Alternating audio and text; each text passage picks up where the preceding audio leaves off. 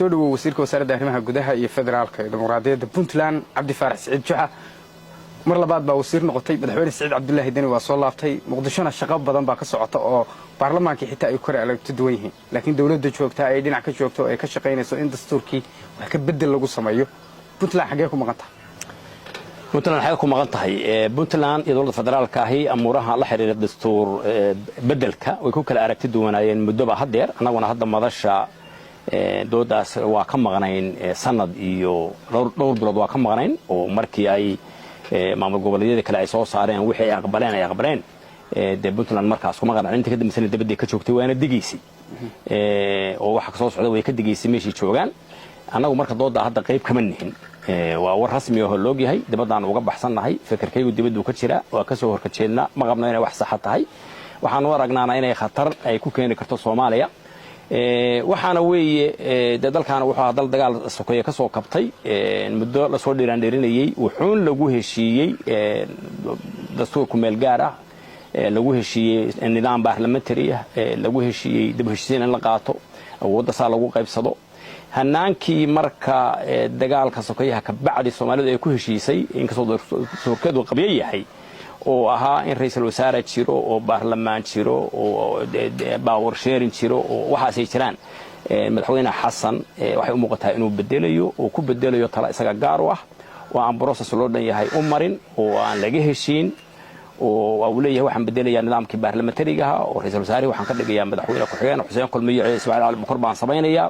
oo leeyahay laba xisbi baan sameeynayaa oo leeyahay waxaan sameeynayaa hal guddi doorasho oo dalka dhan ka xukuma oo leeyahay waxaan sameeynayaa single constituency waxa soo dhammaan waxay ka horjeedaan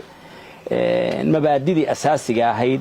dalkan dagaal sokoye ka bacdi lagu heshiiyay meel la dhigay bay ka horjeedaan dooda anagu waa ka dignay waana ka maqanahay waxaan u ognahay inay arrin khatar tahay waxaana muuqata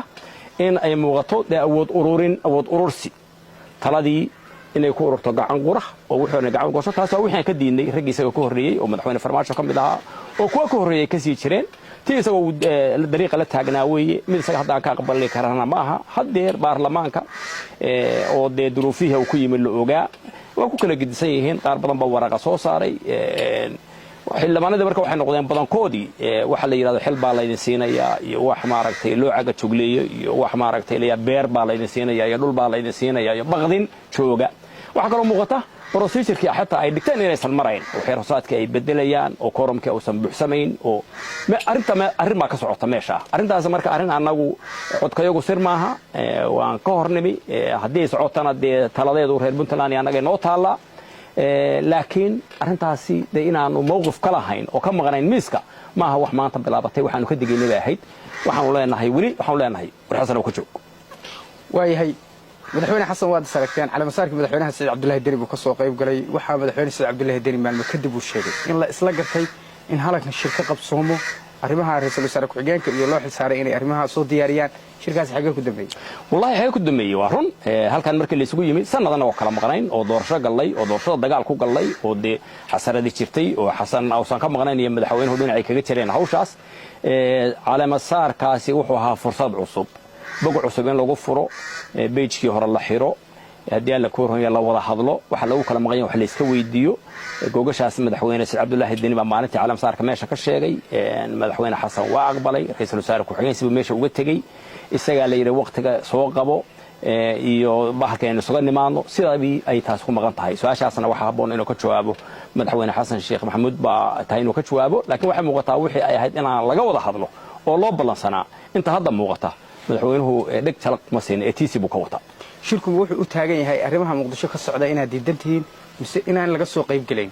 maxaa shirku sababtu u taagan yahay ma shirku wuxuu ku xiraa goobashan fidinaa anagu goobashan fidinaa madaxweynaha ku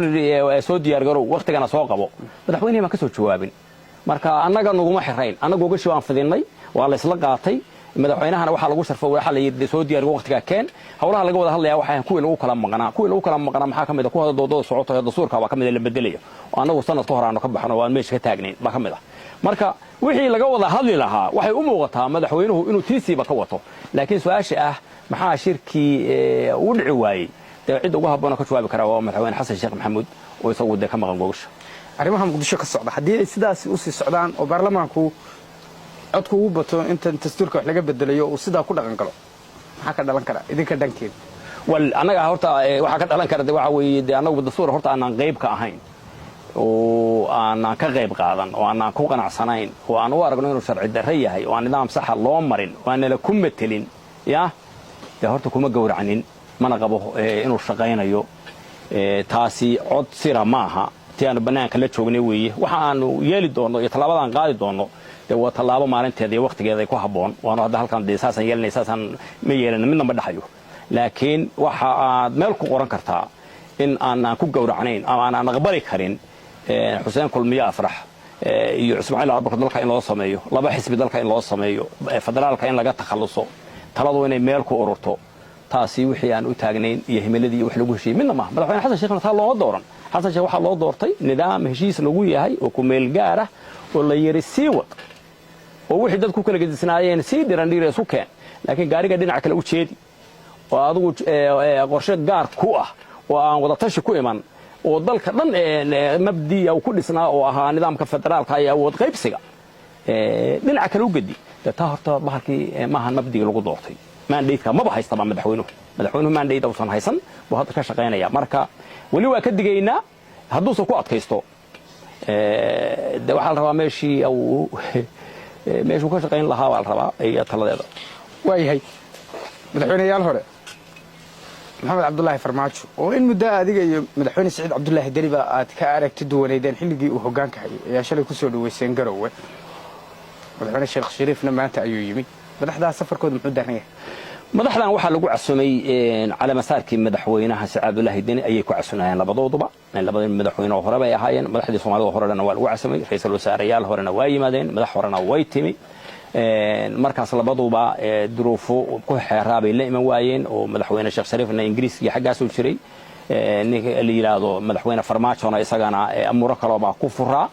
labaduba waxay gadaal ka dhaheen inay maaragtay imanayaan horta ballantaas ayay ka jawaabayeen oo ahayd inay yimaadaan maadaama lagu casumayo madaxweynaha cusub markii xilliga calaamad saarkiisa mardama waxay isku dayeen in sidii iyaguba ay daacadaha ka sheegeen inay maaragtay dhexdhexaadiyaan dawladda Puntland iyo federaalka xasan sheekh ay la hadleen u kala dab qaadeen dabcan markii dambana iyaguba ay sheegeen in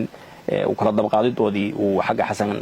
ka socon waayay marka waa odayaal gurigoodii yimi madaxweynayaal hore weeye meesha waa yimaadeen balanta horeyna ku yimaadeen de wixii kana dadku iska sheekaysanayaan niman odayaal siyaasiyiin weeye meesha jooga hadda waa gurigoodii weeye wax kale ma jira laakiin arrin ay u kala dab qaadayaan labada oday oo Puntland iyo Soomaaliya ugu sareeya ma jirto maya taas deer iyagaaba sheegay ayaanta isku daybay ahayd iyagaaba sheegay albaabkaas inay u shaqayn waayay iyagoo hadda maaragtay balanta hore oo lagu casumay Puntland inay u yimaadaan bay u imanayeen hadda waana madax Soomaaliyeed weeyo hadda gurigoodii imanaya moogtay dadku cid ka dambeeyay Soomaaliyahan ballansan ma jirto soo soo ma wax ballan oo gaar ah ma jirto halka muxuu noqon karaa kula tahay adiga shirjo dil lagu dhaho ka tali ma halku wuxuu noqon karaa fiiri dalkan hadda muddo 40 sano ka badan ama 50 sano ku dhow buu khilaafkiisu taagan yahay qofka meesha looga soo bilaabo qaar baa waxay ka soo dirsanayaan maalintii ciidamada dalka ay la wareegeen 69kii qaar baa waxay ka soo dirsanayaan maalintii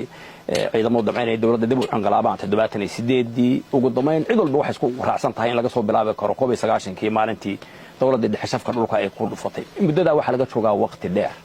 waqtiga dheerna geedi socod buu ku jiray nidaamka dawladdiska Soomaaliya maalinba meel buu soo joogay ilaa 5 dawladood qof meel keenay bay soo mareysay waxyaalo fundamental la isku hayaa jira oo hanaanka iyo jihada dawladdiska Soomaaliya waa la isku hayaa lagama heshiin dalku waa kala maqay saddex aragtiyood baan sheegaa mar walba inay loolomayso waa dhab saddexdaas jira aragtida kala taga iyo kala go'a Soomaaliland baa ku maqan wali oo hormuudka ah aragtida dawlad federaal ah oo wax kala leh ama konfederaal ah sidaan waayahan dama qabo anigu oo Puntland horseedayso iyo aragtida ah dawlad dhexe oo talada iyo awooddu ay hal meel taalo oo xamar taalo oo xasan ku shaqeynaya xilligan rag badan oo kale ay la qabeen saddexdaas ayaa laga doodayay waxa halkeedu maxay taladu tahay taladu waxa weeye in talada miiska la dhigo la isku garaabo la isqanciyo Soomaalidu waa kala maqan tahay isku mar kalsoonida waa jabtay ismana muqoonin karto haddii markaan la isku kalsoonayn la isna muqoonin karin talada dadka ay ka dhaxayso talada in miiska la dhigo oo wixii berri sugi kara berri la sugo wixii maanta la qaban karo maanta la qabto halkaas ay taala laakiin qofku hadduu is yiraahdo cid kaama dhamayso adiguba maad qabatid wax oo dhan la midida meel aan la fahayn la fa ku korkiro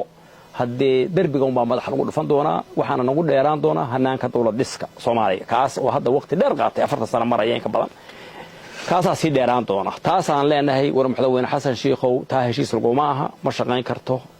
Soomaaliya isuguma soo imaanayso iskuma soo dhawaanayso